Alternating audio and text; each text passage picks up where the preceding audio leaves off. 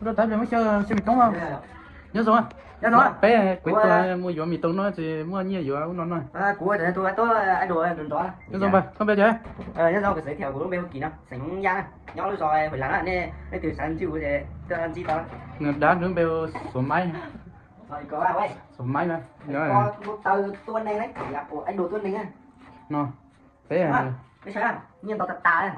Ui sao muốn đi sách. Quýt tuần á. Quýt tuần thì. Nhá. Chúa để nó kia để nó để số trong sắp là với trong bói tao phải chơi nên chơi rồi bên tao ăn. Chả phán cho bé dùng tông thế này rồi. Cháu đây thôi vậy. Cháu đây chú, cháu đây. Cháu đây bé mua giỏ mì tông nó nè. Quýt tuần đây là nó mì tông chứ. Bé cho này lần luôn này. Quýt tuần lời chê vô chiên nó. Cháu đây phải cho luôn. Chê vô chiên nó. Bên là mi non chê vô chiên chứ. Mấy đứa guitar nó nhá. Nó của luôn, của chân đọc cái này thì sao mình học mà tao nó. Tụi nó cút chân đòi nhá. Giờ cái từ sáng rồi thế. Sau còn mấy anh này cũng quấy ra bây giờ nên tao tôi này sẽ sai. Nó cả chưa? Có à? Nói. Dành cho thơ mơ của kê. Có gì thiên cỡ mua xiết sáp lời. Nó cho thấy nó cho thấy nó mi chúng này cho nên gọi là chỉ như thế của thấy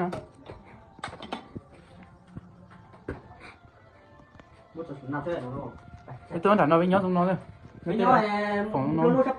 không chờ nó con chờ cô đi á dạ ô chọn tụ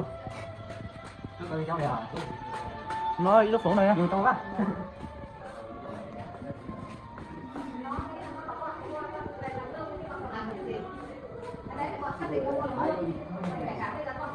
muốn thế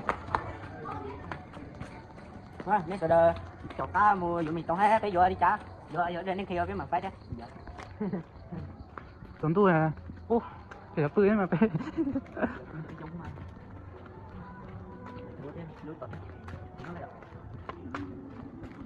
chọc cá rồi nói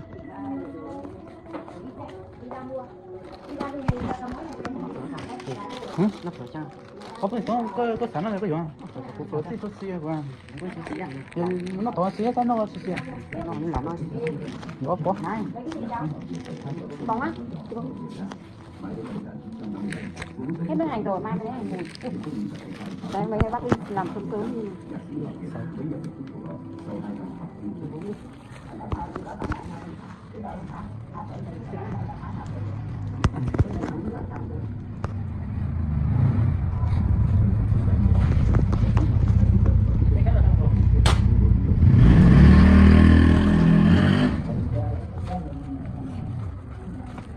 Vừa tàu á. Để tao nhân thực kê. Thật tôi à. Ta ý đẩy rồi sẽ nó lâu đẩy tôi ơi. Xịt bỏ đi à. Đúng không? Ý đẩy. Nhân đầu tiêu.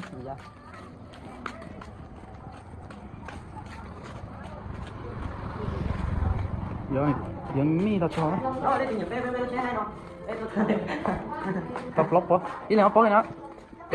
Cái chọn nó lo sắp lần. Cái này sẽ tới mà nó nó bỏ chưa? Nó cho phong á. Đấy thì nhoi nó sao? Cái nói là cụ cho nên sai nói là giờ bé của tao thì cũng đã quay rồi nên sẽ tao sai. Nó cái nó mình tao. Rồi. Chỉ hai lần tao nói đi. Bây giờ nó. Mình rồi biết nó mình tao. Tiến tới cho top 3 đi. Top 3 đọc. Cái lô nó tưởng nó một tao chứ. Trồng sai. Nó thì để chuyện đó tại vì chơi thì những cái cuộc bỏ ghế chơi trong hành gì thì ta những tại đâu trong cái hạt tiền hay chơi chơi nữa những cái cuộc bỏ ghế có bỏ bao năng giàu của tao bỏ trong đoàn để cao trên của tao bỏ chơi cao trên rồi cả của tao chơi trong luôn cho cái này cho vô của thấy cho tụi nó chỉ nàn mua của cái tao lại chỉ có mua của tao chỉ có chỉ cả cho cái nhớ nữa cái gì của chỉ chủ sĩ lưu gì đến các bọn thằng chỉ sao sĩ lưu gì để cho tiền sạch đi của chỉ tao bao về cái chỉ là cái lò cho cái chỉ là bây giờ cho sao của điện tử gia đình tử của mình đi cái hại à thì là mua giờ cái nhá đúng không muốn gì đủ sỏi phải chờ nè nó từ bao cho thằng nào vậy rồi nó thằng nào bao giờ thua bao giờ đi thì chỉ bao để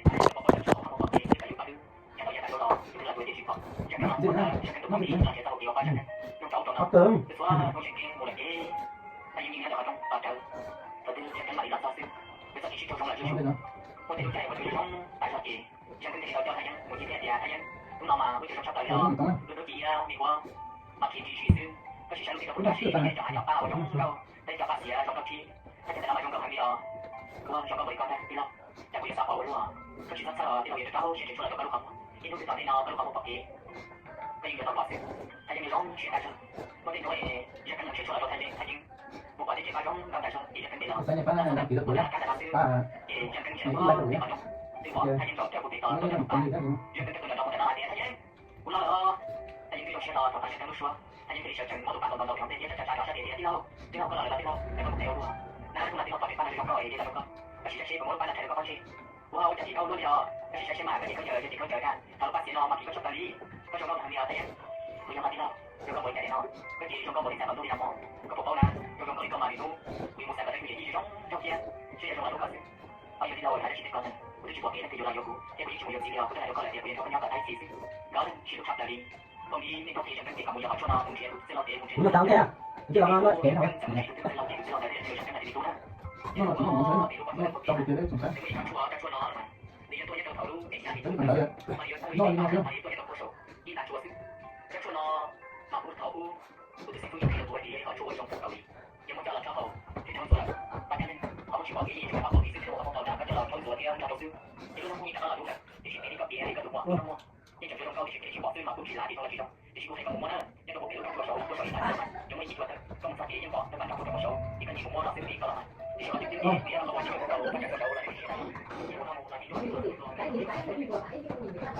Ô. Ô. Ui tôi chúng ta.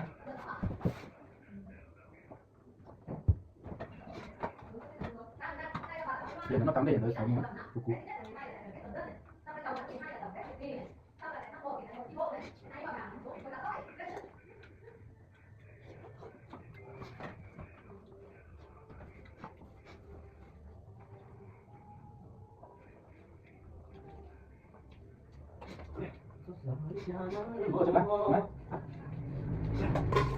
Nói chúng chưa? Thằng con. Dạ.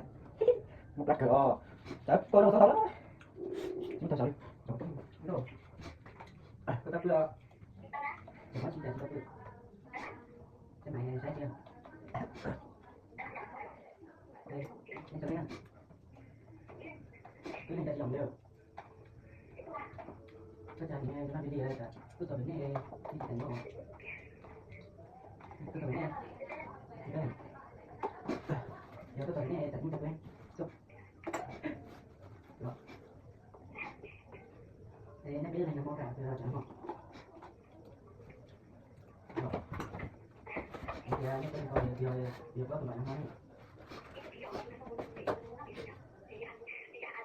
Sao nó ra?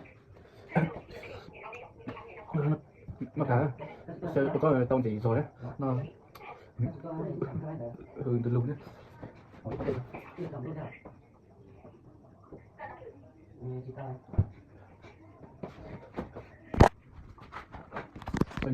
xuống nữa nó tao đi rồi đi rồi xe này nó xoắn nó chứ